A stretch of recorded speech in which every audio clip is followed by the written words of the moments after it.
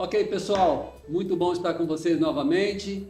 Aqui falamos do podcast da Smartcast, começando hoje um programa mais que especial. Estamos aqui hoje com a Aline. Aline, obrigado por ter vindo. Eu que agradeço o convite. Obrigada, Osmar. Obrigada a toda a equipe da Smart.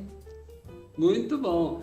E a pergunta que já vem antes de mais nada, que estão nos fazendo é assim: escuta, por que é que uma empresa de imóveis planejado decide fazer um podcast com uma empresa de consultoria financeira, né? O que é que tem a ver uma coisa com a outra? Aline, o que tem a ver uma coisa com a outra? Por que é que como é que nós conectamos as pessoas que estão ligadas com a Smart com a mentoria, com a assessoria, com a consultoria financeira? Por que isso é importante?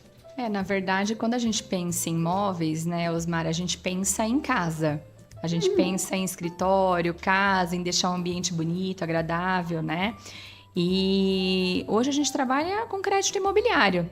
Então, o imóvel está totalmente ligado ao nosso business, né? E aí, totalmente ligado também com a Smart.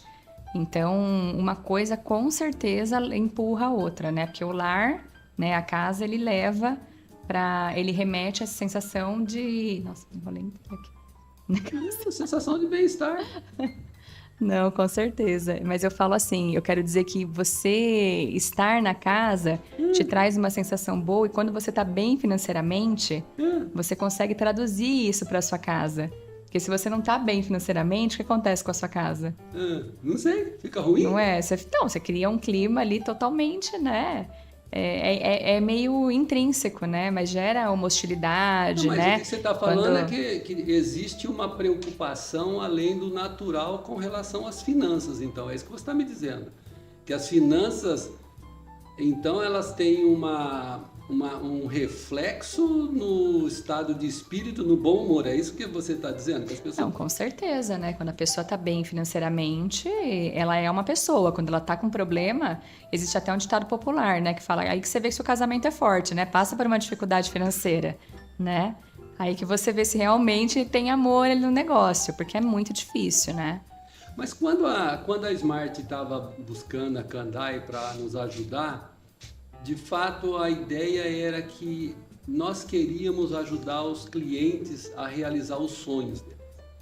E por vezes eles não conseguem porque eles estão numa situação desconfortável financeira ou então enxergam alguma dificuldade financeira no futuro. Como é que você pode trabalhar situações como essa de tal forma que dá aos nossos clientes a possibilidade de realizar o sonho, de ter uma casa mais harmônica, uma casa mais bonita? Como que pode ser isso? Eu acho que assim, deixar a casa harmônica, decorada, né, como por exemplo, colocar móveis embutidos, né, é uma coisa que, né, toda mulher quer ali para casa, né, mas o que acontece? Não pode ser um peso para a pessoa, né, porque a gente sabe que não é barato. Hoje um investimento, né, que você faça em móveis, né, móveis de qualidade, não é algo ali que você vai ter uma parcela tão baixa.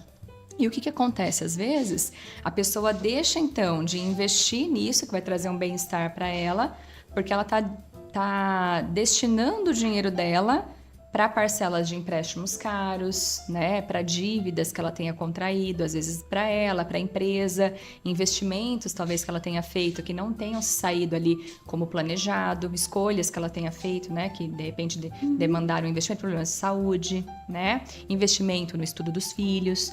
Então tudo isso ele leva muito ali do poder de compra da pessoa. E se ela não está envolvida, né, numa linha de crédito ali para conseguir uma reestruturação financeira, se ela não está envolvida num planejamento financeiro, se ela não tem muito claro, né, essas finanças ali, realmente ela não vai conseguir realizar o sonho dela, que é deixar a casa ali do jeitinho que ela quer. Você acha que o brasileiro, principalmente, porque a gente sabe que tem outras culturas que têm uma história melhor com relação ao financeiro, você acha que o brasileiro, como história, ele tem dificuldade com a administração financeira?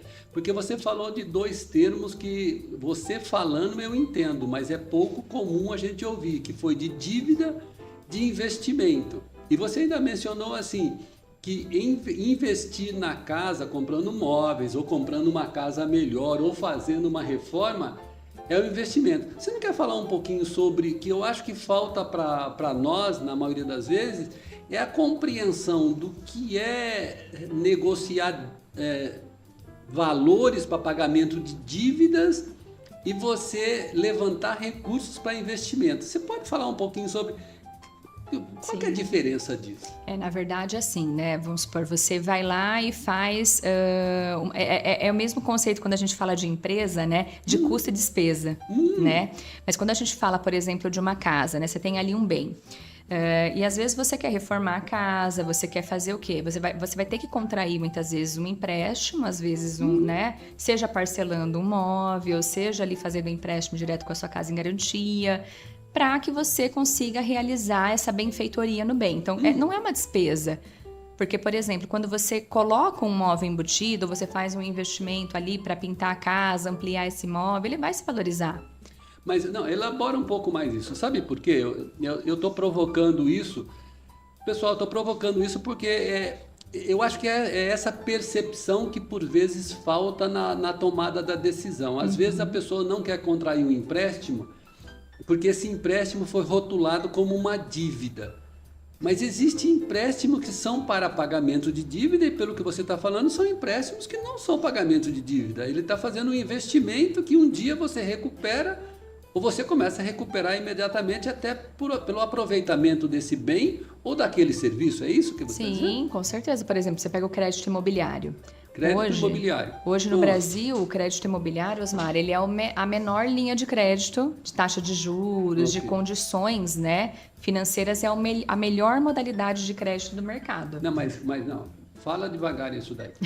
Não, eu vou te interromper propositalmente. Sabe por quê? Porque parece que o crédito imobiliário no Brasil, ele ainda é um tabu. Sim, porque o imóvel é a paixão do brasileiro, né? Então, mas e por que eu tenho esse tabu com o crédito? E olha o que eu estou querendo dizer.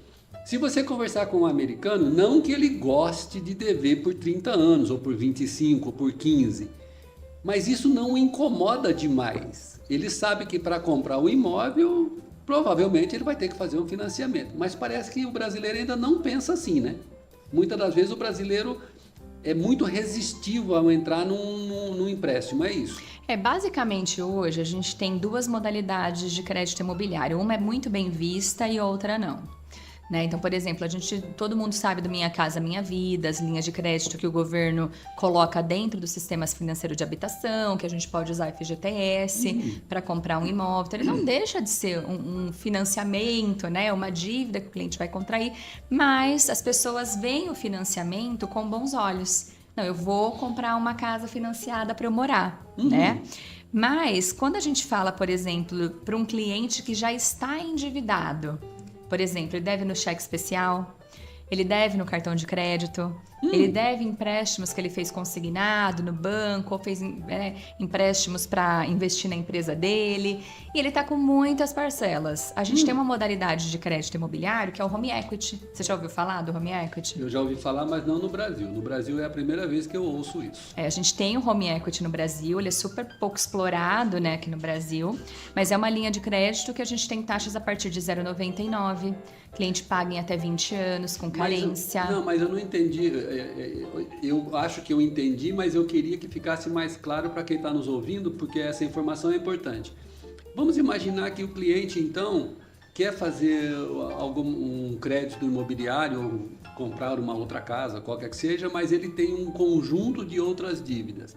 Como que a Kandai pode ajudar esse cliente a olhar tudo isso e encontrar uma solução de recompor essas dívidas, de equacionar? Vocês fazem isso também? Isso, na verdade a nossa expertise, né? Porque o que a gente faz? A gente consolida essas dívidas numa única operação. Muitas vezes o cliente olha para a situação financeira dele e não vê saída ali, mas existe saída. Desde que ele tenha um imóvel, esse imóvel pode estar no nome dele, no nome do pai, da mãe, de um terceiro, ou até mesmo no nome da empresa. A gente consegue fazer uma operação, então, liberando até 50% do valor do imóvel do cliente, tá? E ele pode usar esse recurso para quitar esses empréstimos pequenos que ele tenha e aí sim ficar com uma parcela só com uma taxa muito menor. Não sei quanto isso ainda está sendo divulgado, mas vamos imaginar uma revisão das dívidas dentro de um modelo de consolidação financeira e, eventualmente, de se buscar dentro de um modelo de equity para que se consolide as dívidas, não me parece ser alguma coisa muito divulgada. Eu digo com esse lado pedagógico que você acabou de dizer, eu nunca tinha ouvido. Então, mas isso é normal, isso não é um caso especial. Na verdade é um produto pouco explorado, porque a gente tem a questão que os bancos não querem, né, Osmar? O banco ele quer que o cliente tome o empréstimo mais caro. Então não é um produto que o cliente vai sentar na frente do gerente e falar, pega em vez de você pegar esse empréstimo de 5% ao mês, pega esse que é 1%. Né? Mas aí você tocou num ponto, porque normalmente quando nós temos a população via de regra endividada, quem ela primeiro busca na tentativa de equacionar suas dívidas? O gerente do banco. O gerente do banco, é cultural, né? E aí parece-me então que o gerente do banco pode não ser a melhor fonte de uma pergunta de como é que eu resolvo a minha questão da minha dívida, é isso? E é engraçado porque assim, eu tenho vários amigos gerentes de banco, né, que talvez vão assistir aqui esse podcast, né? E eu fui gerente de banco, então as pessoas se esquecem que quem é o gerente do banco? O gerente do banco é funcionário de uma empresa. Okay. Ele é funcionário do banco, ele não está ali para trabalhar para você e para te dar uma assessoria financeira. Então, o cliente ele tem que buscar um profissional que trabalhe em favor dele, não da instituição financeira. E o gerente do banco não está errado. Não. Ele está fazendo o trabalho dele, está trabalhando para a instituição financeira. Se hoje a regra é vender um empréstimo de 5%, não é verdade? Ele vai seguir a norma da empresa que ele está trabalhando. É a mesma coisa de você... Eu gosto de dar exemplo prático, assim, de varejo, né? Imagina só que você, então, está passeando lá no shopping e você tem a C&A, que vende uma calça jeans de, sei lá, R$100. E aí você tem uma loja de boutique que vende uma calça jeans de R$1.000, né? Okay. Quem está vendendo a calça jeans de R$1.000 está errado? Quem compra está errado? Não. Então, está vendo valor naquilo, né? Ok. Agora, você entendeu? Existem outras modalidades, aí, outros tipos de calça? Existem. Então, a questão é, o consumidor ele não tem o acesso à informação. Muitas vezes ele não sabe qual é o melhor caminho. Você acha que ele não tem o acesso à informação ou ele tem um preconceito ainda a instituições de consultoria de crédito? Também, de consultoria financeira? Com certeza. Ele acha que é um dinheiro que não é um investimento, né? Voltando na palavra agora. Mas ele leva a consultoria ali, a consultoria para quem está quebrado, consultoria para quem não sabe administrar as próprias finanças, e não tem nada disso, né? A consultoria ela vai te dar um diagnóstico daquilo que você precisa. Embora na Kandai a gente não seja especificamente uma consultoria, porque na Kandai a gente não dá diagnóstico para cliente. A gente entende a situação financeira do cliente e propõe um recomeço para ele através de uma linha de crédito onde ele vai conseguir se reestruturar. Então, é um processo. Muitas vezes, nesse primeiro momento, Osmar, o cliente ele não vai ter acesso à melhor condição de crédito para ele. Entendi. Porque as taxas elas variam de acordo com o comportamento do cliente, o histórico. Você quer dizer que nesse momento que ele está endividado, o score dele pode afetar a possibilidade dele pegar um dinheiro mais barato? Sim, porque qualquer cliente hoje, a diferença de você fazer um crédito, né, estando numa situação financeira favorável e estando inadimplente, né, endividado, inadimplente, não pagando mais parcelas, é que quando você está inadimplente, o banco grande, né, ele não vai te liberar mais nada. O banco, a cooperativa, né, eles não têm esse perfil. Então, eles vão ser os primeiros ali a te fechar a porta, certo? E aí você tem que buscar a negociação com eles. Agora, nesse cenário de inadimplência, existem os fundos imobiliários, que é o que muita gente não conhece ainda. E os fundos, eles vão trabalhar liberando crédito bom, crédito parrudo, tá? Valores altos com garantia de um imóvel, obviamente, que é o que vai lastrear a operação, mas a gente consegue ajudar esse cliente a recomeçar. Não, você quer dizer que ao invés de... E essa pergunta não é uma pergunta de pergunta e resposta. É realmente uma curiosidade da minha parte. Você está me dizendo o seguinte, quando o cliente, ao acessar as instituições financeiras tradicionais, tem uma certa resistência, existem opções nos fundos que podem vir a atendê-lo. É isso que você está dizendo? Sim. Eu estou querendo reforçar isso porque é importante para quem está nos assistindo ter uma boa compreensão disso, porque eu acho que esse tipo de informação é a que falta. Porque quando a pessoa está com um score muito ruim e ele vai no banco e o banco diz para ele, olha, ou dá uma condição que ele entende que ele não pode pegar, ele dá por encerrada a pesquisa dele. Você está dizendo que ainda isso não é o fim. Não é o fim, não é o fim. Só que o que acontece, como ele já está numa situação de endividamento, de atraso, os fundos só vão liberar com garantia, né, Osmar? Então não tem jeito, ele tem que apresentar um imóvel, não é garantia de máquina, não é garantia de veículo, tem que ser um imóvel. Por que que um imóvel, né? Porque um imóvel a gente entende que é uma garantia sólida e ele tende a se valorizar ao longo do tempo. Diferente, por exemplo, se eu pego um carro, que a tendência é a depreciação, tá? Okay. Então é por isso que sempre aí vai ser colocado o imóvel em garantia. Ou seja, se esse cliente nosso que tem uma dificuldade financeira tem um imóvel, ele pode encontrar alternativas de um recomeço, de reestruturar, de reorganizar a vida financeira dele a partir do levantamento de fundos, dando o imóvel como garantia. Sim, Osmar, e serve assim para todos os perfis de clientes. A gente atende assim clientes médicos, advogados, clientes grandes empresários que simplesmente tomaram decisões erradas ao longo da vida financeira por falta de conhecimento. Por falta de não ter ali um suporte a crédito muito fácil, né? E não ter conhecimento de um indexador, de uma possibilidade de crédito mais barata. Então foram acumulando parcelas, imprevistos aconteceram, né? E isso, como a gente conversou, afeta diretamente o brio da pessoa, o ego, né? Porque são pessoas que conhecem, né, de mercado, mas que não conhecem no detalhe a parte financeira, porque não é fácil, né, Osmar? Não é fácil você entender de indexador, de inflação, de possibilidades de crédito, né? Agora você mencionou, e aqui tem uma sequência que é importante a gente entender, que a Aline veio numa sequência que para ela é natural, mas eu quero pontuar aqui. Que o empresário, muitas das vezes o empresário tradicional, o profissional liberal, quando da administração das finanças corporativas, nem sempre, até porque naquele início a gente falou que o brasileiro não tem uma cultura financeira, de gestão financeira, não raro não se controla o business, o negócio da forma como deveria, e quando acorda já tem um problema. E às vezes isso traz prejuízos emocionais, porque a pessoa se vê como alguém que falhou, um fracassado. Então, duas coisas aqui, aí se me permite, nós estamos falando obviamente da Kandai, mas a UFG, que faz essa área de mentoria e assessoria financeira, muito mais buscando a reorganização dos princípios de gestão financeira da empresa. Então aí nós aqui parece que fazemos um complemento, né? Porque eu costumo dizer que existe a questão das finanças do ponto de vista preventivo, quando você faz a prevenção, quando você faz planejamento, etc., para que não aconteça. O corretivo, quer dizer, agora já foi. Como é que a gente corrige isso? E me parece que a Kandai entra muito bem nesse momento corretivo e trazendo também uma informação que pode ajudar aquilo a não voltar mais, não é verdade? Eu acho que interpretei mal, porque é isso mesmo. Porque a hora que você se pega já na dívida, como é que você sai dela? Agora, isso daqui é importante porque a maioria dos endividados tem a sensação de que, e agora? Acabou, né? Vou deixar caducar, vou abandonar o barco, vou pegar o cartão no nome de alguém. É normal, gente. A gente até brinca tudo, mas é uma situação assim desesperadora.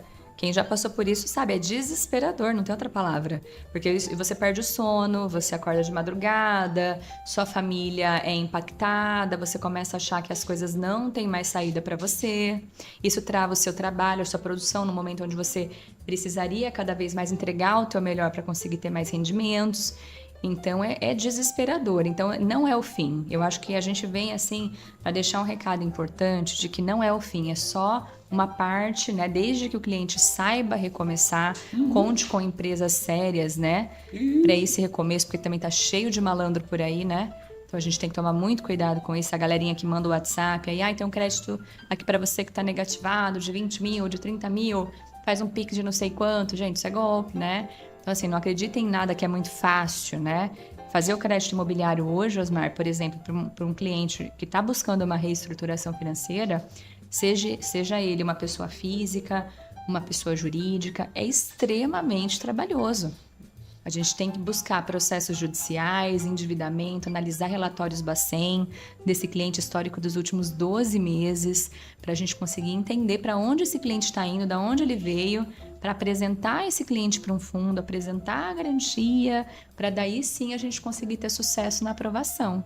Mas isso é muito bom porque quando a gente fala de aproveitadores do processo, a razão pela qual a gente gosta do nosso podcast também, né, uma das razões, é porque aqui você encontra as pessoas, você pode falar com as pessoas, você se comunica com as pessoas, essas pessoas existem, tem lugar para estar, ou seja, não é um golpe. Aqui são Sim. as pessoas que estão genuinamente preocupadas genuinamente preocupada. Esse cenário que você apresentou, eu conheço pessoas que, na ausência dos recursos financeiros, ficavam altamente depressivos por conta do pagamento das mensalidades escolares. Do tipo, eu não consigo manter os meus filhos na escola. Então, isso para a pessoa era como assim, mexendo com a dignidade dele. E muitas das vezes, você que está nos ouvindo pode estar nessa situação e, eventualmente, esse é um momento para você vir procurar uma agência séria, como a Kandai, por exemplo, e sentar e dizer, olha, a minha situação é essa, que alternativa você tem? Porque muitas das vezes a gente não vê alternativa porque a gente não está acostumado com aquele ambiente. Mas quem está, o especialista daquilo ali, às vezes vê aquilo e diz, olha, isso daqui tem alternativa A, B ou C. E por vezes também, já que nós estamos falando de investimento, já que nós estamos falando de retorno do investimento, você pagar uma consultoria, eu costumo dizer como consultor, que consultoria não é custo, consultoria é um investimento, porque muito rapidamente você recupera aquilo, porque é dado alternativas que você não tinha imaginado. E é o caso que nós estamos discutindo aqui das possibilidades financeiras. Não, existem, ao longo de todos esses anos que eu trabalho exclusivamente com crédito imobiliário, eu venho da área de banco, né? Fui por muitos anos aí gerente de pessoa jurídica de uma grande instituição financeira, mas desde que eu me vejo nesse cenário de bancos, de fundos, a gente lida com situações assim, Osmar, que a pessoa tem até pensamento suicida. E isso acaba sendo normal, do cliente sentar na minha frente e chorar, de vergonha de estar naquela situação. E aí você acaba sendo um canal de solução para aquela pessoa realmente, assim, sair do fundo do poço. Porque já está num cenário de que ela desistiu. Ela jogou a toalha, né? Não, mas essa fala é importante. Gente, essa fala é muito importante. E se eventualmente quem está nos assistindo está numa situação dessa, de dizendo, olha, acabou, não acabou não, tá? Inclusive... agora filosofando um pouco, fazendo um parênteses aqui, porque isso me preocupa. Esse sentimento que você acaba de descrever me preocupa e nós não estamos aqui somente para falar tecnicamente, não. A nossa maior preocupação é com você, pessoa, Sim, primeiro. A nossa também. E quando nós abrimos essa nossa conversa, nós começamos dizendo assim, que nós olhávamos como é que o financeiro podia atrapalhar a realização de uma pessoa. Então, toda a nossa discussão em torno de financeiro é para que você encontre alternativas para realizar os seus sonhos, para você estar pleno dentro da sua satisfação. Sim. Então, tem uma coisa importante, e foi escrito um livro americano, que o título é Failing Forward, que esse livro relata os maiores tombos das grandes celebridades dos negócios americanos.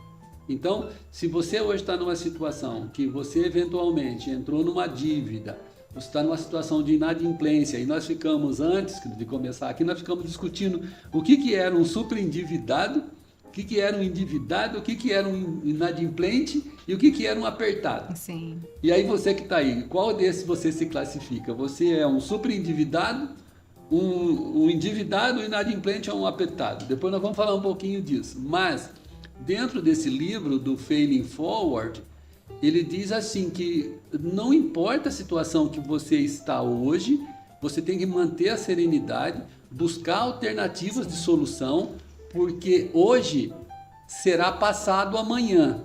Então isso vai ser uma história. Então não deixe a sua dificuldade de hoje destruir o seu futuro. Agora, essa informação que nós estamos dando, e para mim, digo, não estou aqui fazendo um teatro, mas saber que existem tantas alternativas que são possíveis para um financiamento. Mesmo de um super endividado, tem jeito? Tem jeito, Osmar. E eu gosto de falar porque, assim, hoje, eu vou falar para você, 90% dos meus clientes são clientes alta renda. Então, são pessoas, assim, super alta renda. Eu tenho cliente que ganha, tipo, 40 mil, 80 mil, 100 mil reais por mês, tá? Mas estão super endividados. E, assim, e é o que eu te falei, são clientes que tomaram decisões erradas ao longo da vida financeira deles, né? Ou fizeram muitos investimentos que não foram planejados e uma hora a conta chega, né? E isso afeta, gente, qualquer nível social. Às vezes a gente acha, mas eu ganho, né? O meu salário ali, poxa, né? Tá difícil para mim, para aquele cara que tá andando de Mercedes ali, né? De Jaguar, não tá, né? E vocês podem ter certeza que é para todo mundo, né? Então, o planejamento financeiro, não adianta também, Osmar, a gente fazer uma operação ótima para o cliente se ele não se organizar, se ele não minimamente se planejar, saber o quanto ele ganha, o quanto ele gasta, reduzir o padrão de vida dele, acho que isso é muito importante, né? Esses dias eu até brinquei com um casal, né? Um casal que esteve no meu escritório, né? Muito querido. E ele estava reclamando para mim que ela gastava demais, né? E aí a gente brincou, falou, olha, depois que você fizer então o processo, a gente dá um cartãozinho pré-pago para ela, pode ser? Não, mas Ou a gente dá um dinheirinho em espécie, né, Osmar? Igual a gente educa criança, né? Que a gente dá um dinheirinho ali em espécie e a pessoa vai vendo que tá acabando, mas tá acabando. Agora você está falando de educação financeira, é isso? Sim, educação financeira Ou que seja, rege. depois desse diagnóstico que você faz, é importante as pessoas entenderem uma nova movimentação de educação financeira e como se adaptar a esse novo... Agora, esse novo momento, ele é eterno ou ele é temporário? É só para poder reaprender a saída desse buraco? Eterno, meu Deus. Ainda mais quem está acostumado a viver, né? No muito, né? É difícil, né, Osmar? Vamos falar a verdade, é difícil você sair de um cenário que você está gastando ali, vai passando o cartão, né? Até bloquear, de você ir para um cenário que eu só vou gastar tanto por mês. Não é fácil, né? Eu já ouvi de cliente, por exemplo, me falar, não, mas... Para mim sempre foi assim, meus pais sempre falaram assim, passa o cartão que depois eu acerto. Passa o cartão à vontade, depois eu acerto. Atendi outros perfis também, vários, já ouvi isso várias vezes, pode ser que até você aí que está assistindo se identifique com isso. Eu gasto mesmo porque na minha infância eu passei muita vontade, eu não tinha acesso, eu não conseguia, minha mãe não deixava. E aí eu vou lá e compro mesmo, né? Passei também por situações com clientes, olha, clientes que eram muito obesos, cliente mulher, tá? Muito obesa, fez bariátrica e comprava muita roupa, muito sapato, muita bolsa, né? Era a briga do casal. Por quê? Porque nunca se viu naquela situação daquele corpo. Entendi. Nunca teve a sensação de poder ir para uma loja, experimentar uma roupa e se sentir bem, né? E aí começa a gastar, e é muito dinheiro, né? Enquanto tem crédito, gasta. E aí uma hora a conta chega, né? Mas aí você fez esse bate-papo realmente valer a pena. Porque quando a gente trouxe esse bate-papo para esse cenário da Smartcast, foi porque a gente pensa assim, nós estamos realmente preocupados ou focados com os nossos clientes que querem realizar o seu sonho tendo uma casa legal, etc. e tal. E se eles não conseguem, isso traz um prejuízo emocional para eles. E o que você está falando corrobora essa coisa que a gente começou pensando, que muitas das vezes as coisas estão interrelacionadas, a questão até da saúde mental, vamos por assim dizer, né, da saúde emocional com a questão financeira. E quando você começa a equilibrar esses pontos, você começa a trazer mais harmonia para casa, uma direção mais clara, uma forma mais palpável de você realizar os seus sonhos, os seus objetivos, e que aí vem ser os objetivos de ter uma casa, eventualmente ter um carro, etc. Hoje nós estamos falando especificamente da casa, porque nós estamos puxando um pouquinho para cá, porque é o nosso interesse. Vamos falar mais um pouquinho de casa. Vamos lá.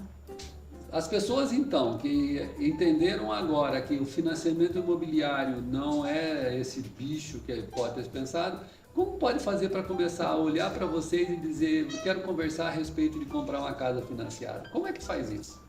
Para comprar uma casa financiada hoje, Osmar, o cliente basicamente tem que ter a renda compatível com aquela parcela que ele quer assumir. E pode parecer óbvio, mas é uma coisa que a gente barra muito logo no início, tá?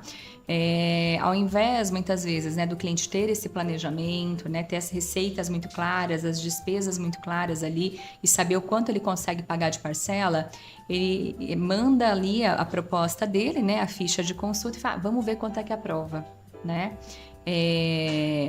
E aí que tá, né? A gente tem que ter esse balizador para evitar um problema financeiro futuro, não é? Porque não é só a casa, é a pintura da casa, é o armário, a manutenção, não é? É verdade. É um imóvel, então não é só aquela parcela, vai gerar uma série de gastos ali adicionais para o cliente. Hoje o banco, todos os bancos, tá? Como é que eles vão trabalhar no financiamento? Esse comprometimento, vamos imaginar que o cliente, sei lá, só para ficar número redondo, ele ganha R$10.000 por mês, tá? As instituições financeiras vão comprometer no máximo de 30% a 40% do salário, né, do rendimento mensal desse cliente em uma parcela de financiamento. E aí o que acontece? Às vezes esse cliente tem outros financiamentos, certo? Às vezes ele tem um carro financiado, às vezes ele tem outras despesas, e aí isso é descontado desse percentual desses 30% a 40%. Então ele pode comprometer no máximo isso com essas despesas fixas aí com parcelas, tá? Então ele manda a ficha, a gente faz a consulta, tá? Para ele do score, do enquadramento, para a gente conseguir ter o sucesso na aprovação. Na Candai hoje a gente trabalha com todos os bancos, então desde a Caixa Econômica Federal, né? Que é a queridinha aí do pessoal, né? A Caixa é muito boa, né? No financiamento imobiliário. Mas nós temos também o BRB, que é o Banco de Brasília, que é pouco conhecido ainda aqui na região sudeste, tá? Mas que é muito forte em Brasília, que ele vem de Brasília, né? Então, no Distrito Federal, eles já passaram a Caixa Econômica em processos de financiamento imobiliário para aquisição de imóveis. Nunca tinha ouvido falar do banco.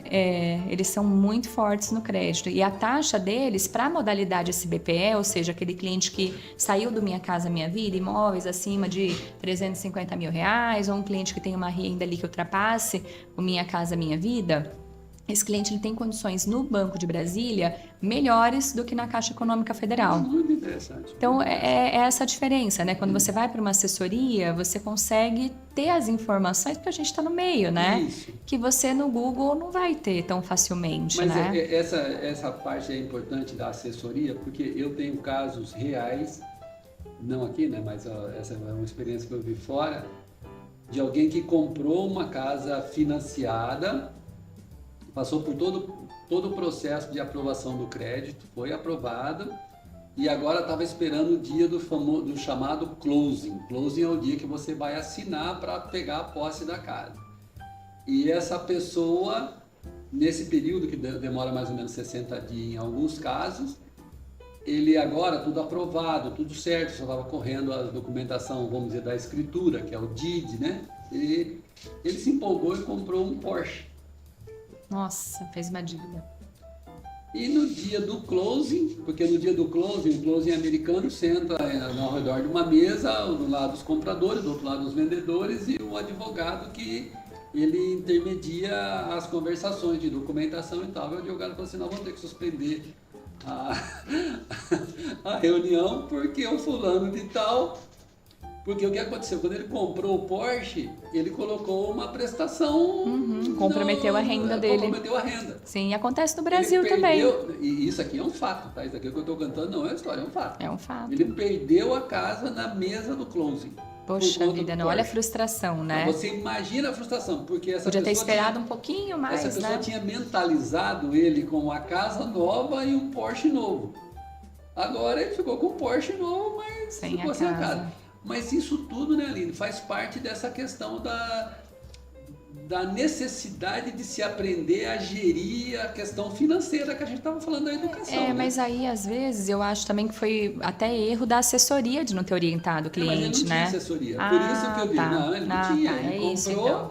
Ele comprou, foi feito o processo, ele comprou com um broker, com um corretor. Foram feitos os processos e ele foi embora e foi lá e comprou o Porsche. Porque sabe o que a gente faz? Por exemplo, é muito comum quando a gente faz financiamento de imóvel na planta.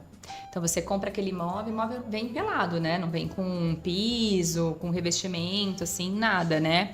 E aí o cliente compra, dá entrada no financiamento, aí a gente já avisa, pelo amor de Deus, que você for comprar de piso armário também, ó, na Smart, Espera um você pouco. passa o seu, pode até fechar, mas você vai passar o seu cartãozinho depois que o seu contrato de financiamento for emitido, porque vai dar problema, e dá.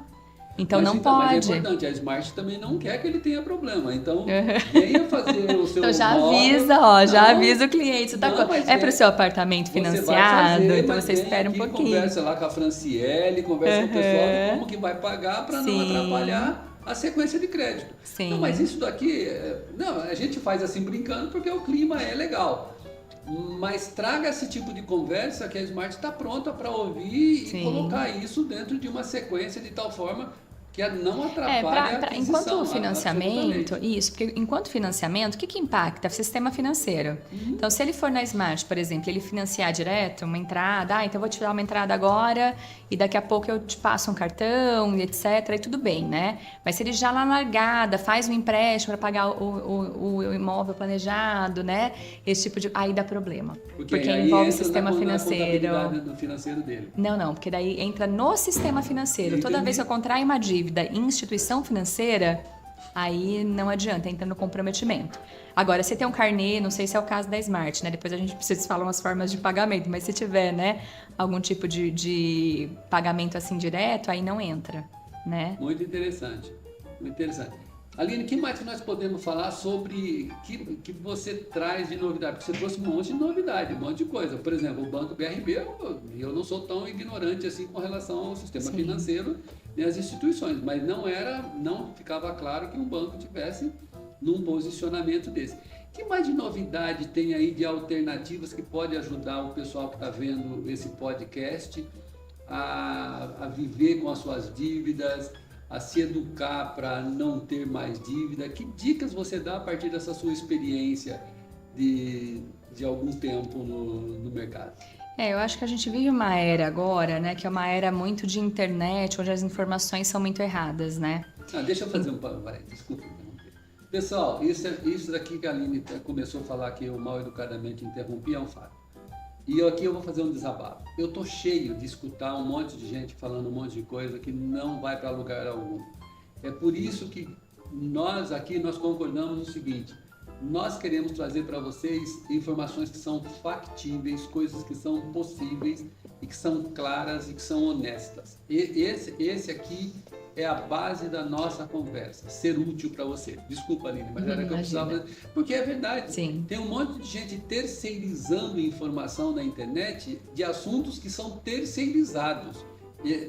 Vamos falar de consultoria financeira. Ele ouviu alguém dizer que, então ele é o terceiro.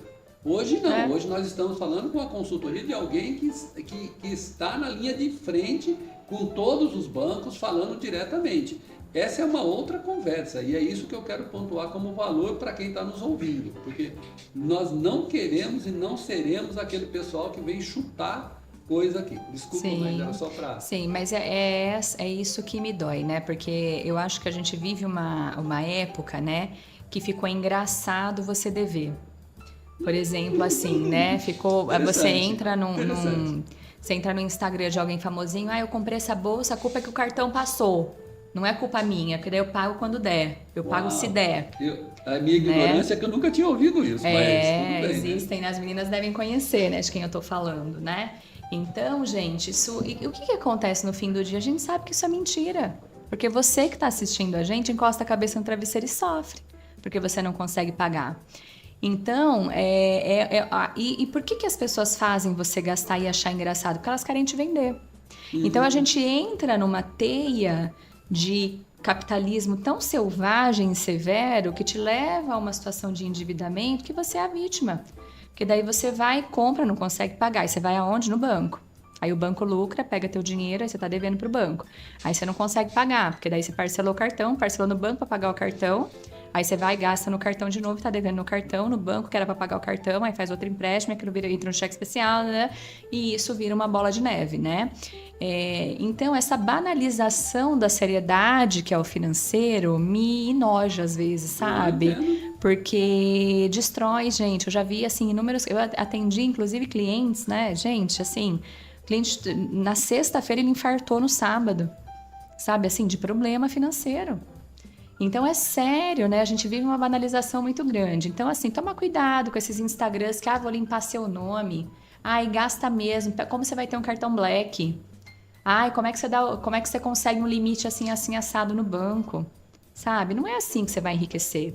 Não é assim que você vai conseguir ter prosperidade financeira. É você se organizando, você tendo conhecimento, você buscando investir. E eu acredito que... E aí o crédito fica vilão nessa história, né? Ai, mas eu não vou fazer um home equity. Imagina colocar minha casa em garantia. Mas, pô... O cara tá tomando crédito de um jeito totalmente errado, né? Eu tenho clientes tão fofos, né? Eu brinco com meus clientes, são fofos, assim... cliente que às vezes tem e-commerce, cliente que quer começar um negócio, vai fazer um home equity, olha, ganha meu coração. Por quê? Porque vai começar com uma parcelinha baixinha, uma carência, monta a lojinha dele e faz as coisas, ele sabe que vai ter um tempinho para conseguir se organizar financeiramente, não é? Então, é um passinho de cada vez, né? Mas nesse caso que você mencionou, se o cliente tem uma dívida e não entende o benefício dele fazer um eventual home equity naquele momento para poder, a partir dali, consolidar um plano de recuperação financeira, se ele continuar se endividando ou continuar endividado, e aqui a gente tem uma questão importante que como nós estamos no Brasil, as nossas taxas de juros são muito altas, então se você já tem uma dívida, principalmente se você tem uma dívida no cartão, todos os meses aquela dívida aumenta significativamente. Então, se você já tem uma dívida Exato. e você não para essa dívida, você não renegocia essa dívida e não faz um home equity para fazer isso, daqui a pouco você pode ter a sua casa penhorada por conta do total da dívida, não pode? Exato. Aí a gente tem várias pessoas no Instagram, na internet, falando, não, espera caducar. Espera prescrever. O que é caducar? É prescrever a dívida, né? Os famosos 5 anos, né? Que daí some do Serasa, né? E etc. Só que, gente, o que eles não falam, né, Osmar? O que eles esquecem de falar é que ao longo desse período o banco vai entrar com uma ação judicial contra você. Não, é isso. E ele vai dar busca e apreensão nos seus bens. Só que aí nessa etapa você já não consegue fazer um home equity. Ah, ok. Você entendeu, Osmar? Existe um prazo para a gente conseguir ajudar esse cliente. Porque quando isso entra numa execução e eu tenho uma anotação na matrícula, né, da existência de uma ação, de uma penhora, eu não consigo mais usar aquele imóvel como garantia numa operação. Olha que Então, informação interessante. E aí ele não consegue mais vender o imóvel, porque existe uma penhora. Quando ele morrer, esse imóvel não vai ficar para os herdeiros, ele vai para leilão pagar dívida. Porque existe uma ação judicial e a ação judicial não prescreve, né? Então, pelo menos até onde eu sei, então... ela vai passando de esferas judiciais, né, até o Supremo, e aí o negócio fica andando, então... Eu acho que seria conveniente, se eventualmente quem está nos ouvindo está numa situação parecida com essa, ter uma conversa com o pessoal da Kandai, agendar e falar assim, olha... E é legal que pode abrir o jogo, né? Porque vocês estão acostumados com... Sem dúvida, a gente é o advogado dívida, do cliente, né? Com certeza. Advogado do cliente. Essa é uma palavra boa, ou seja, você é pró-cliente, é isso, né? Agora você não é pró-instituição. É diferente do gerente do banco, né? Que trabalha para o banco. A gente não trabalha para o banco, a gente trabalha para o cliente. Então, a gente sempre vai buscar essas facilidades, essas opções, né? Para o cliente. E aí tem que tomar cuidado, porque às vezes tem empresa que só junta os documentos, sai mandando para lá e para cá, né? Sem nenhum critério, né? Nenhuma conferência, né? Dessa documentação. E dá problema também, porque vamos supor, Osmar, se a gente pega uma situação de um cliente que não tem a renda compatível, o imóvel dele não está regularizado. Você bota numa instituição, num fundo e negou, queimou o cliente. Entendi. Queimou. Eu tive um caso de um cliente que ele caiu no conto de um site. Ele falou, o site consulta seu crédito aqui em 20 e tantas instituições financeiras e havia feito contato com a gente. Esse caso foi engraçado, coitado. Foi um case. E aí, o que aconteceu? A gente lá no maior cuidado com a pasta dele, perguntando, montando um perfilamento, fotos da empresa, por que ele chegou nessa situação, para onde ele está indo. Enquanto isso, o financeiro da empresa foi lá e cadastrou num site desses aí. Queimou ele em 20 e tantas instituições financeiras. Negou o crédito. E aí o que aconteceu? Quando a gente mandou para o nosso fundo, já tinha constando no histórico interbancário dele a negativa de todos esses fundos. Aí o cara virou e falou, viu, todo mundo negou, por que eu vou aprovar? O cara tentou em 20. Ninguém aprovou. Mas por que não aprovou? Porque não houve uma defesa, não houve uma cautela, entendeu? nessa estruturação dessa proposta do cliente. Eu entendi porque é que nós aqui decidimos trazer essa conversa hoje com uma consultoria. Porque nós queremos dizer para você o seguinte: se a administração financeira não é o seu business, não é o seu expertise, né? O seu conhecimento, contrate alguém para fazer isso. Tem um provérbio que eu gosto e eu vou colocar isso aqui no meu Instagram nos próximos dias, que é assim, ó: se você acha que a competência é cara, experimente a incompetência. Então, isso que muita gente faz, não deixa de contratar uma consultoria séria por conta de uma eventual comissão, um eventual FII, um eventual pagamento, e perde-se muito mais, como é esse caso que você acaba de reportar agora, que não se tem ideia de um dano desse, e isso pode estar acontecendo. Você quer ver como isso pode estar acontecendo? Muitas das vezes você fala assim: não vou contratar o expertise de uma consultoria porque eles vão me cobrar uma comissão. Só que você está pagando 13% ao mês. Eu não sei quanto está o cartão de crédito hoje. Quanto está? Está na casa de quanto? Está na casa disso, uns 15, 15%. Gente, isso é um absurdo. Dependendo de quanto se deve no cartão, é melhor correr para tirar isso logo. E a forma de fazer isso, arrume alguém que possa olhar, consolidar as finanças e apresentar uma solução, que vai ficar muito mais barato do que você ficar pagando 13%. E se você acredita que deixa para lá que depois eu vejo, essa dívida só vai crescer e alguém vai te cobrar isso daí. Né? Vai virar um transtorno. Aline, o que mais? O que mais que nós podemos? Como é que vocês estão preparados lá? Como é que está a turminha lá na Kandai? Quem que a gente liga lá na Kandai e fala assim: quero falar com quem? A gente pode pedir para falar com o nosso comercial, né? A gente sempre tem lá alguém para atender você, né? Entra em contato com a gente e a gente já consegue estruturar ali num bate-papo com você, saber se a gente consegue te atender ou não, né? Dependendo da situação que o cliente já está de endividamento, né? É primordial, Osmar, ter o imóvel, tá? Então, assim, isso é mandatório para que a gente consiga ajudar o cliente. E fazer esse contato. Quando o cliente aqui da região, a gente sempre prioriza a reunião presencial, porque eu acho que é importante para a gente explicar todo o processo que é feito o crédito imobiliário, porque ele é feito em basicamente 4 etapas importantes e todas elas existe a possibilidade de haver o desabono da operação, não é só aprovar crédito, né? A gente tem jurídico, a gente tem engenharia, a gente tem ali fases importantes aí. Então a gente preza muito por isso, tá? Ou se você é de qualquer outro, né? Qualquer outra cidade do Brasil, a gente também pode te atender, a gente não tem limitação quanto à localização do nosso cliente, né?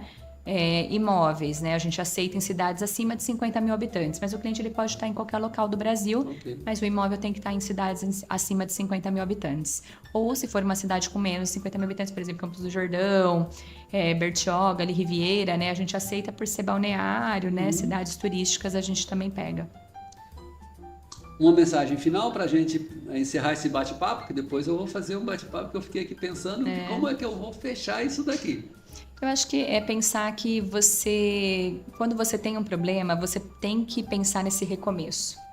Erguer a cabeça, saber que todo mundo erra, né? Que você não é o único a errar, né? E olhar para frente. Você tem pessoas ao seu lado que vão te ajudar a fazer isso, né? E pensar que esse recomeço não é uma pílula que você tome e no outro dia vai acordar tudo bem, né? É uma construção, né? De uma nova vida financeira. Então, pensar que você quer chegar lá no topo, mas você vai ter que subir um degrau de cada vez. E contar com a gente, né? Contar aqui com a Kandai, comigo, né? Com a Aline, que a gente sempre vai estar à disposição. Pessoal, foi um prazer estar com vocês. E a gente encerra aqui falando da Smart. A Smart gosta dessa mensagem da Kandai, do não julgamento, porque nós respeitamos você do jeito que você é, da forma como você está. E nós na Smart nós temos um slogan. Nós temos alguns slogans, né? Nós temos um que é Built with Pride, que nós construímos com orgulho. Mas nós temos um que a gente colocou numa das nossas publicações, que era assim: você pensou móveis planejado, você pensou Smart. Aí eu diria assim: você pensou assessoria financeira, você pensou Kandai. Isso só para a gente poder fechar esse nosso bate-papo. E a gente espera você, curta, compartilhe e fale conosco, fale com a Kandai e nos vemos no nosso próximo podcast, nosso próximo Smartcast. Muito obrigado.